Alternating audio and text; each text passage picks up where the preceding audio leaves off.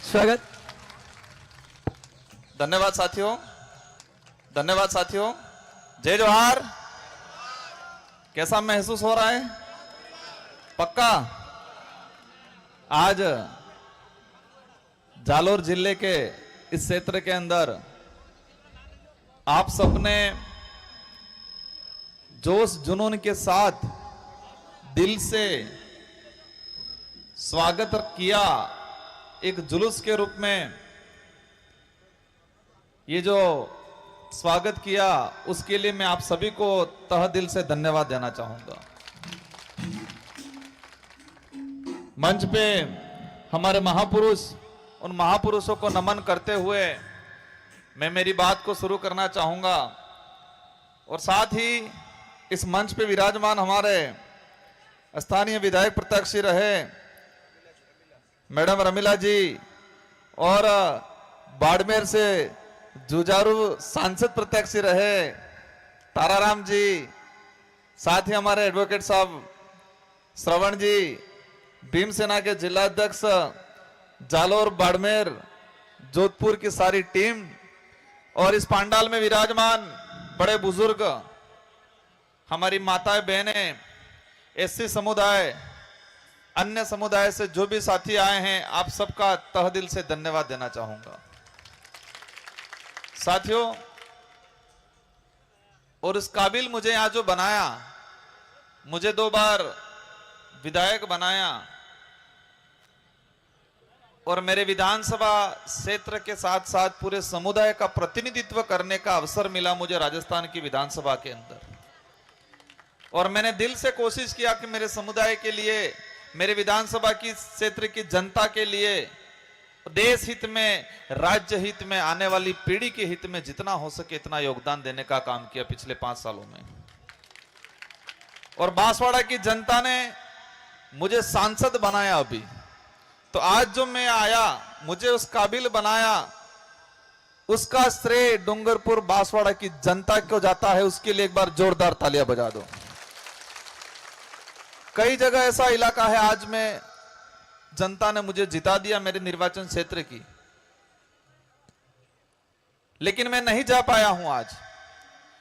और बांसवाड़ा डूंगरपुर की जनता ने मुझे इस काबिल बनाया है कि मैं आपके बीच में आया हूं आज।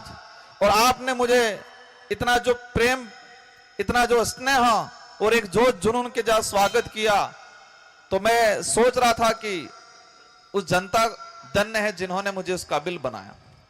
बात तूफान टाइप आया था। क्या आया था? तूफान। हमारे बांसवाड़ा डूंगरपुर में चुनाव नहीं हुआ था, क्रांति हुई थी। क्रांति, जोरदार वाली क्रांति हुई थी। बड़े बड़े नेताजी आए थे, मोदी जी भी आए थे, शायद योगी जी भी आए थे, सब आए थे, भजन लाल जी भी आए थे। लेकिन जनता ने ठान लिया था कि हम रगड़ा निकाल के रखेंगे, और रगड़ा निकाला जोरदार तरीके से। इस जनता को रगड़ा निकालने के काबिल बनाने का काम संविधान निर्माता बाबा भीमराव अंबेडकर, आदिवासियों का प्रतिनिधित्व, अपनी बात रखने का काम किया जयपाल सिंह मुंडा, ऐसे कई संविधान निर्माता और संविधान निर्माण में सहयोग करने वाले लोगों ने हमको रगड़ा निकालने के लायक बनाया है। जो नेता, जो पार्टी इस देश को बर्बादी की ओर ले जाती है, जो नेता समझ लेता है कि मैं ही सब कुछ हूं, जनता कुछ नहीं है, उसको हर 5 साल में रगड़ा निकालने का अवसर देती है ये संविधान। ये संविधान देता है हमको। अगर ये संविधान नहीं बना होता, मतलब देश आजाद नहीं हुआ होता, तो संविधान नहीं बनता, और संविधान नहीं बनता तो हमको वोट देने का अधिकार नहीं मिलता, और हमको वोट देने का अधिकार नहीं मिलता तो बांसवाड़ा की जनता यहां रगड़ा नहीं निकाल पाती। ठान लिया था कि जो संविधान बदलने की बात करते हैं उनको बदलने का काम कर लेंगे। ये बांसवाड़ा की जनता ने ठान लिया था हमारे वहां।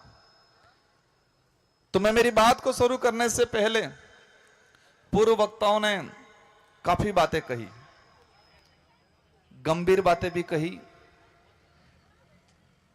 गहरी बातें भी कही, कुछ समझ में भी आया, कुछ नहीं समझ में भी आया, और कुछ पेंडिंग छोड़ दिया, इसको अपन समझेंगे क्या है, इसके बाद अपन समझेंगे। तर्क वितर्क होना चाहिए, तर्क वितर्क नहीं होता है तो अच्छी चीजें सामने नहीं आ पाती। मैं देख रहा था, हमारी माताएं बहनें भी देख रही थी, गौर से सुन रही थी। कुछ चीजें भले समझ में नहीं आ रहा था, लेकिन फिर भी दिल से गौर से सुन रहे थे। हमारे बड़े बुजुर्ग भी कह रहे होंगे, संविधान की, आर्टिकल की ने, ये सुप्रीम कोर्ट के, हाई कोर्ट के जजमेंट की बात करने हैं, लेकिन फिर भी लोगों को लगता है कि जो यहां से बोलता है वो सही बोलता है। लेकिन कई बार होता है अज्ञानतावश, जानकारी के अभाव में कुछ चीजें कंफ्यूजन वाली भी हो जाती है। लेकिन फिर भी हम उस काबिल बने हैं। वकील साहब ने बोला, हाई कोर्ट के संविधान को लेके, ताराराम जी ने बोला संविधान के आर्टिकल को लेके, और फिर हम संविधान की किताब निकाल के आर्टिकल देख रहे हैं। कम से कम उस काबिल तो बने हम लोग।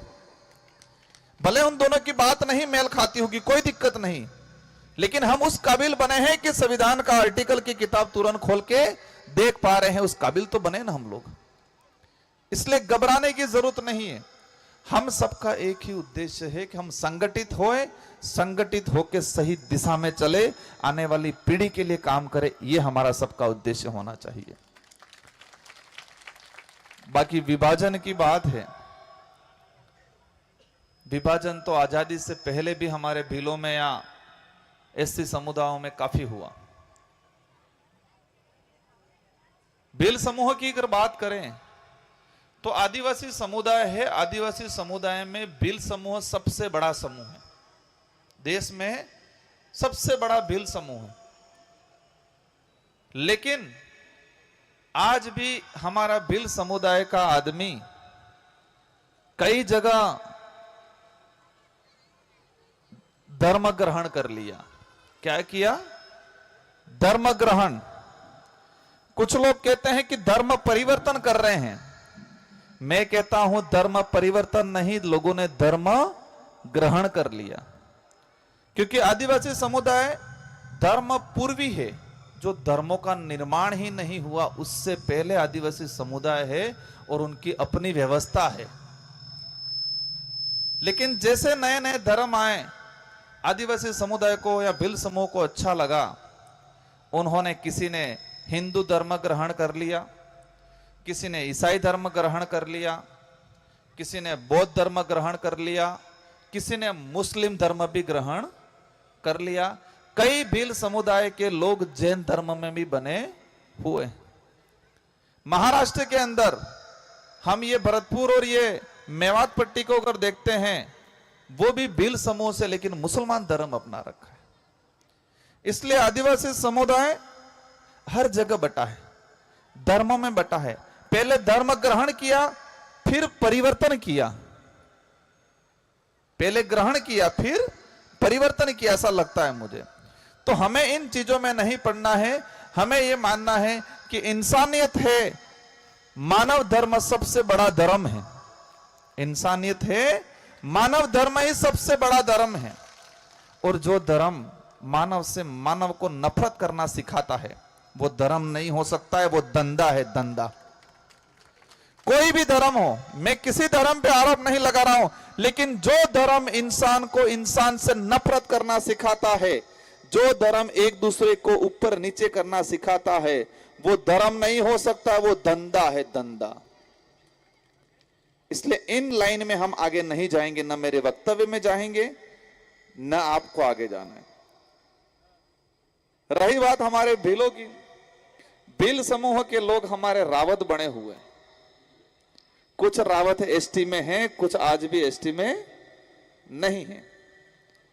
हमारे कुछ भील समूह के लोग मीणा भी बन गए, कुछ भील समूह के लोग राणा भी बन गए, जो यहां पर भी होंगे, है कि नहीं है? और ये दरार अगर धीरे धीरे धीरे धीरे धीरे लंबी चलेगी, 50 साल बाद कहेंगे ये भील अलग है, हम तो राणा है अलग, यूं कहेंगे। ये होगा अगर हम नहीं संभले। राणा उपाधि थी, राणा एक उपाधि थी, लेकिन आज हमने अलग से एक जाति बनाने की लाइन में चल रहे हैं। क्योंकि मैंने कई जगह सुना, मैं बिल्ली हूं, मैं तो राणा हूं ही हूं। कई जगह हमने उधर सुनते हैं, मैं तो आदिवासी बिल्ली, हम तो रावत हैं। जो बरोड़ गोत्र है, बरोड़, क्योंकि यहां पर भी कल मुझे सुनने में आया एक जगह बरोड़ गोत्र, जालोर से, पाली से जालोर के बीच में आ रहे थे, तो एक बरोड़ तो डूंगरपुर में है, वो भील बना हुआ है। एक बरोड़ जो चित्तौड़ में है वो रावत बना हुआ है, और एक बरोड़ बल्लभ नगर में है, सॉरी खेरवाड़ा के आसपास है, वो मीणा बना हुआ है। और एक बरोड़ गुजरात में है जो सिसोदिया बन के ठाकर बना हुआ है भीली। वो कौन है? भीली। इसलिए विभाजन तो इतना हुआ है जिसकी कोई सीमा नहीं है, और विभाजन होने के बाद एक दूसरे पे ही अत्याचार कर रहा है। जो भील है रावत बन के अपने ही भाई पे अत्याचार कर रहा है, छुआछूत भेदभाव कर रहा है। और ये उसको सिखाता कौन है? धर्म सिखाता है कि ये तेरे नीचे है, ये तेरे से कमजोर है, ये सिखाते हैं ये लोग। इसलिए इस व्यवस्था में नहीं जाना है।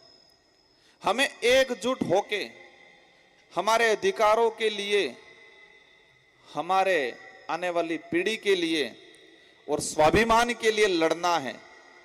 किसके लिए? हक अधिकार के लिए, स्वाभिमान के लिए।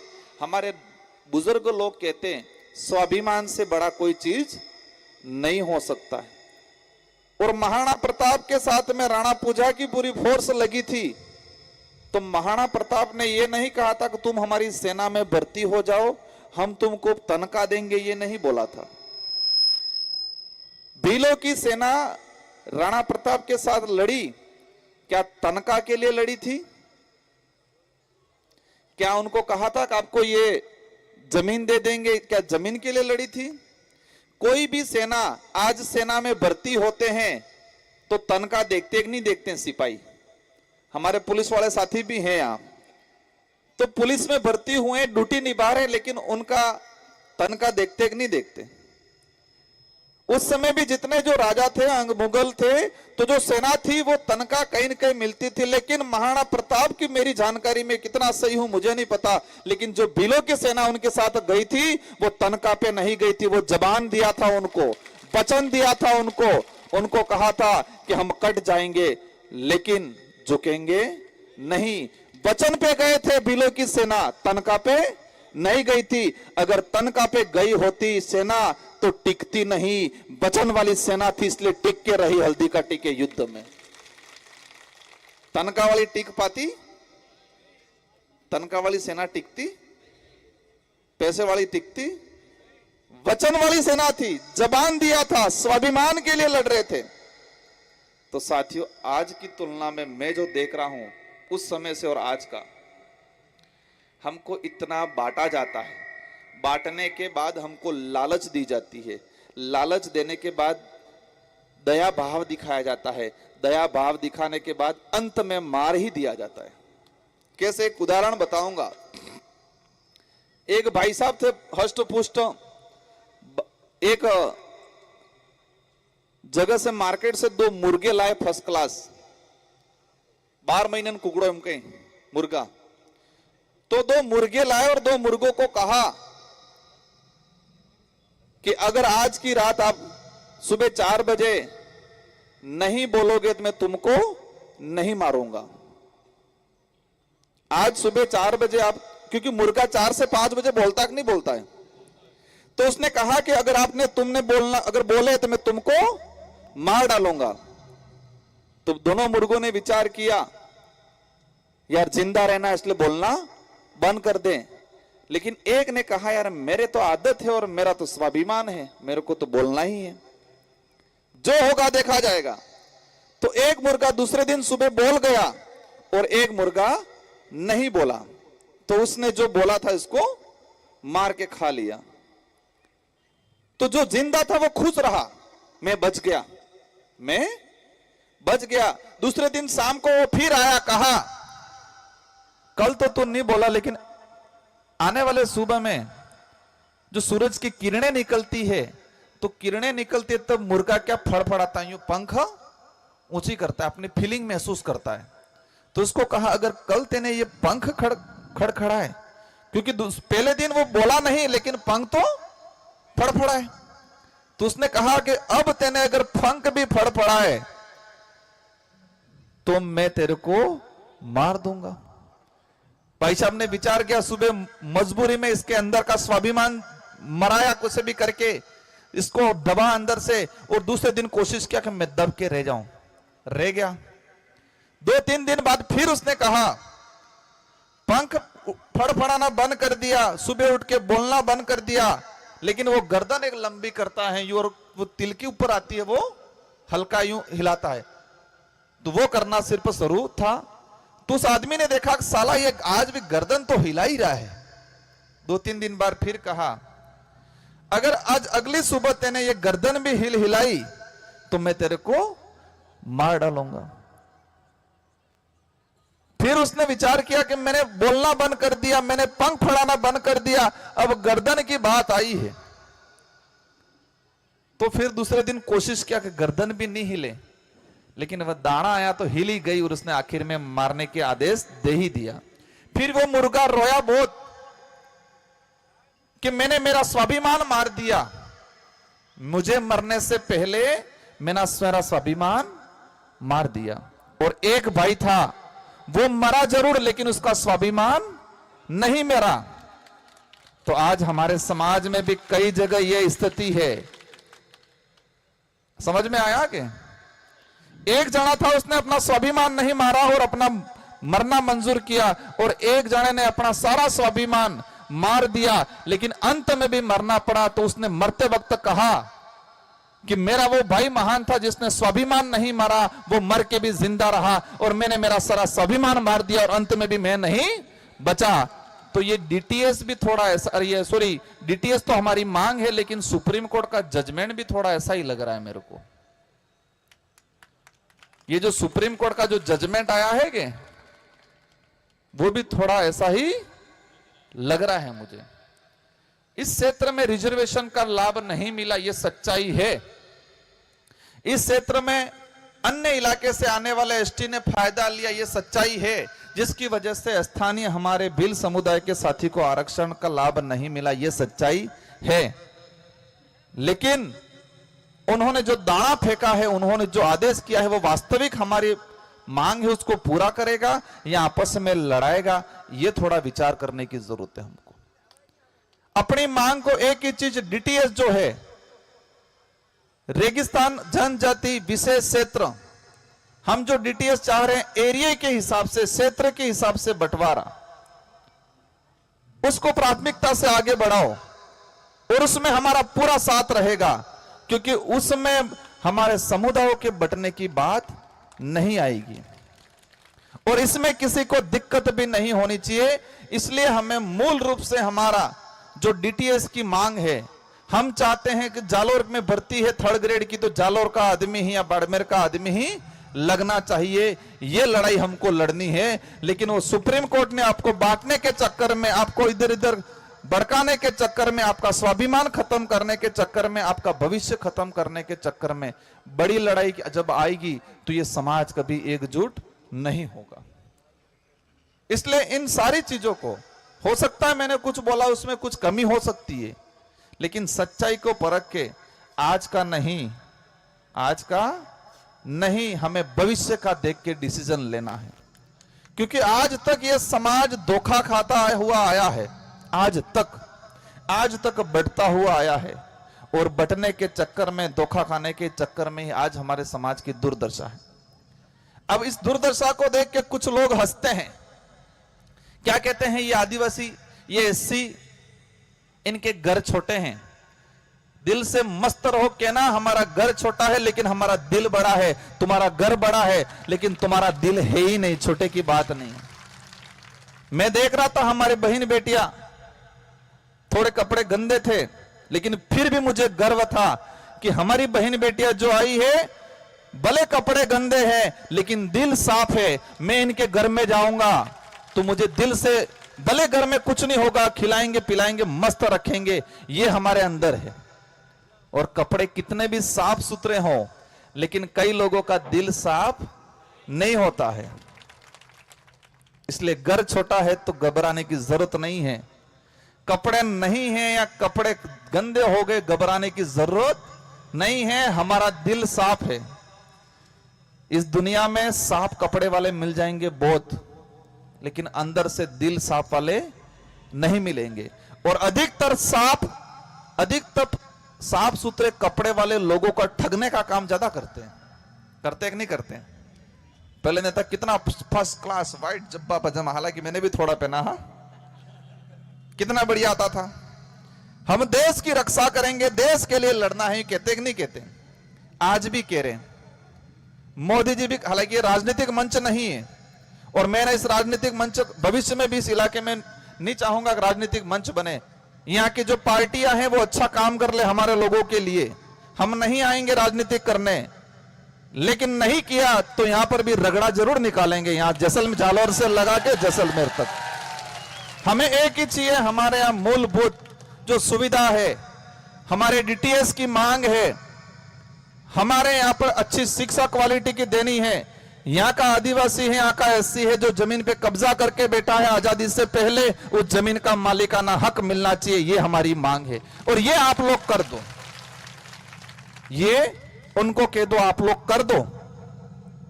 लेकिन ये मत सोचना ये कम है, क्या करेंगे, ये कम जरूर है।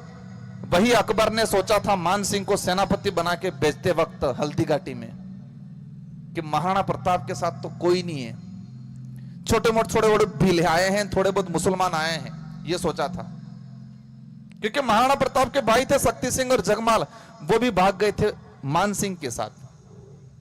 तो अकबर ने गलतफहमी पाल ली थी कि ये कम है, क्या करेंगे, दबे कुतड़े, उनके पास न कोई हथियार है, कमजोर है, जंगल में रहने वाले हैं। लेकिन ठान लिया था, तो हम भी यहां ठानेंगे। हम दूसरे वर्ग जो हमारा दबा कुचला एससी भाई है, माइनॉरिटी भाई है, उन सबको साथ में लेके देश हित में, इस क्षेत्र के हित में, आने वाली पीढ़ी के हित में, आने वाले समय में जरूरत पड़ेगा इधर रगड़ा निकालने का काम करेंगे। लेकिन अभी नहीं करेंगे, अभी तो हम उनको अवसर दे रहे हैं, नेशनल पार्टियों वालों को अवसर दे रहे हैं कि हमारी जो वाजिब मांग है, हमारी जो मूलभूत सुविधा है, उनको धरातल पे लागू कर दो।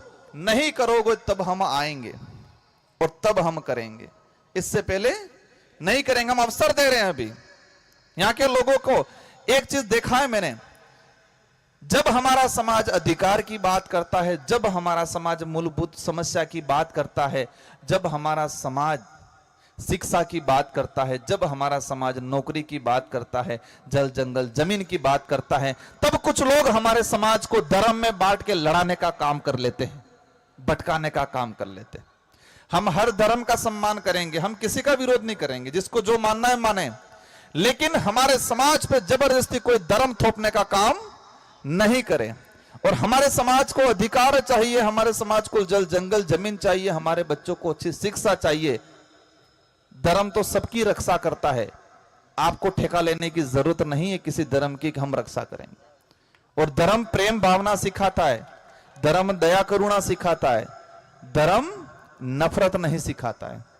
आज देश में जो नफरत फैल रही है, अयोध्या के सांसद आए थे, मैंने पूछा अयोध्या के नाम से पूरे देश में चुनाव लड़ लिया आपने, राम मंदिर के नाम से पूरे देश में चुनाव लड़ा गया कि नहीं लड़ा गया? मैंने कहा तो बीजेपी अयोध्या के नाम से, राम मंदिर के नाम पे पूरे देश में चुनाव लड़के जीत रही है, और जहां अयोध्या राम मंदिर बना वही हार की क्या बात है? उन लोगों ने कहा कि भगवान ने यह नहीं कहा था कि किसी का रोजगार छीन लेना, किसी की जमीन छीनना, किसी का वहां पर आशियाना उजाड़ देना, यह नहीं कहा था राम ने। वहां के ब्राह्मण कम्युनिटी के लोगों ने भी बीजेपी को वोट नहीं दिया, क्योंकि उन्होंने वहां के धर्म के नाम पे इन सारे लोगों को रोजगार छीनने का काम किया था। वहां एसटी एससी ने तो नहीं दिया, लेकिन जनरल वर्ग के लोगों ने भी मतदान नहीं दिया वहां। इसलिए धर्म ने धंधा में गाड़ो थो न के कोने हो। हालांकि मेरे तो बहुत पुतले जलते हैं, नहीं जलते हैं क्या? राजकुमार विरोधी है, विरोधी है यूं करके। लेकिन राजकुमार और हम अगर सच्चाई बोलना बंद कर देंगे ये समाज गलत दिशा में चला जाएगा। हमने हर किसी का सम्मान किया, हर जाति का सम्मान किया, हर धर्म का सम्मान किया, हर वर्ग का सम्मान किया, लेकिन अधिकतर लोग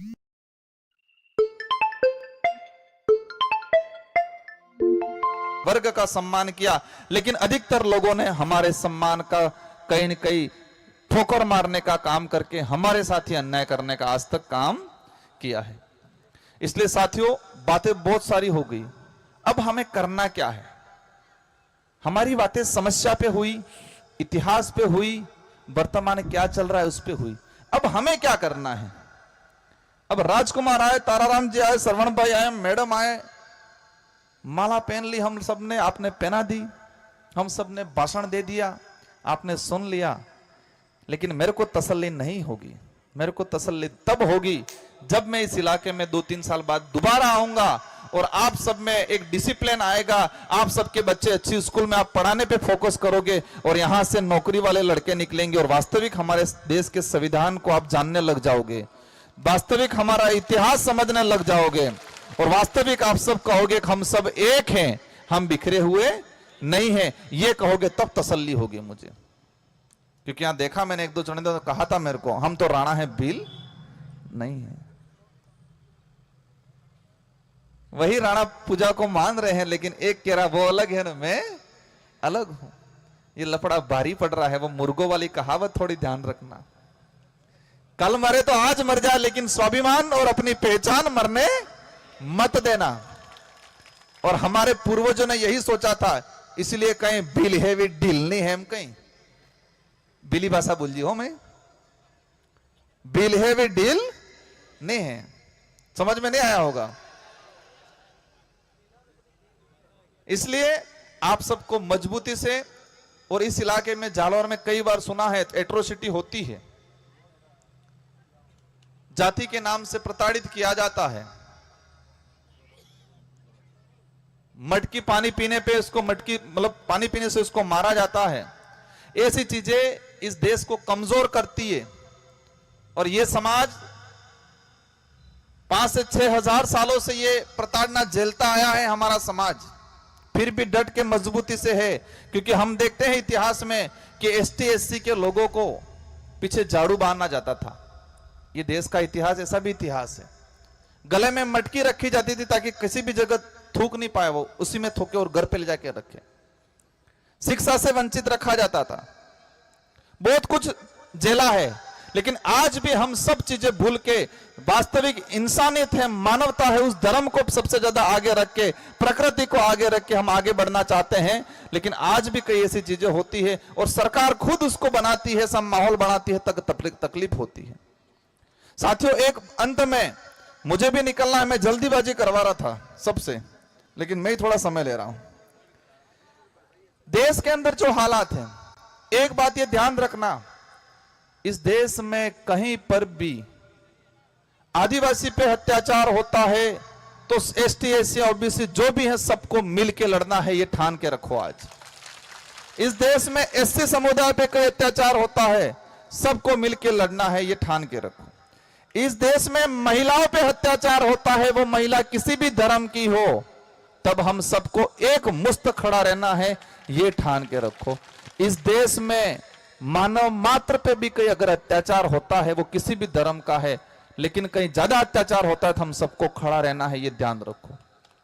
लेकिन तकलीफ होती है, कुछ लोग आज बांग्लादेश में गलत हो रहा है, वहां के धर्म विशेष के लोगों को, महिलाओं को प्रताड़ित किया जा रहा है, गलत हो रहा है वो। लेकिन देश का मीडिया इस बात को तो बोल रहा जरूर है, बोलना भी चाहिए देश की मीडिया को। लेकिन तकलीफ ये हो रही है कि मणिपुर में आदिवासी महिलाओं के साथ गलत हुआ, तब देश का मीडिया और देश की सरकारें नहीं बोली, ये तकलीफ हो रही है। आज एक एक साथी हम कह रहे हैं कि बांग्लादेश में हो रहा है, भारत के अंदर हमारी जो सरकार है, जो भी मंत्री संतरी, सबको बोलना चाहिए, हम ना नहीं कह रहे मत बोलो। लेकिन जब मणिपुर में आदिवासी महिलाओं को निवृत्त करके घुमाया, उनको मारा, उनके साथ बलात्कार किए, तब कौन सा नेता बोला इस देश का, ये बताओ। क्यों नहीं बोला वो? क्या लगा उन लोगों को? ये तो आदिवासी है, क्या आदिवासी इंसान नहीं है? क्या इस देश का मूल मालिक है वो? लेकिन उनको एहसास हो गया है, और जिसको नहीं हुआ है उनको भी एहसास कराएंगे। हम देश लेवल पे एकता बनाएंगे, और ये जरूर कहेंगे हम सत्ता बनाए नहीं बनाए, लेकिन किंग मेकर की भूमिका जरूर निभाएंगे आने वाले समय के अंदर। हम लोग लगना चाहिए समाज है, सिर्फ चुनाव के वक्त कुछ छोटा मोटा लालच दे दिया, उस चक्कर में नहीं आने वाला है। ये समाज वही समाज है जो स्वाभिमान के लिए लड़ता था, वही समाज है। ये एहसास कराना है आने वाले चुनावों के अंदर भी। अंत में आप सभी से 2-3 बातों के लिए अनुरोध करना चाहूंगा। सबसे पहले हमारे लोगों को नशे पत्ते से दूर रहना है। किससे दूर रहना है? नशे पत्ते से, गुटखा बीड़ी तंबाकू जो भी हो, दारू वारू, उनसे दूर रहना है। सबसे पहला काम। बड़ा बुजुर्ग पी ले चल जाए, लेकिन नए लड़के हैं वो उनको दूर रहना है, और महिलाओं को दूर रहना है। दूसरा नंबर, एक टाइम खाना नहीं मिलेगा चलेगा, लेकिन आपको बच्चों को पढ़ाना है। क्योंकि आज हम ये जो बोल रहे हैं कि अगर नहीं पढ़ाई की होती, बोल पाते? कई घंटा बजाते होते कि ऊपर से भगवान आएंगे कुछ दे देंगे। इसलिए बच्चों को पढ़ाना है।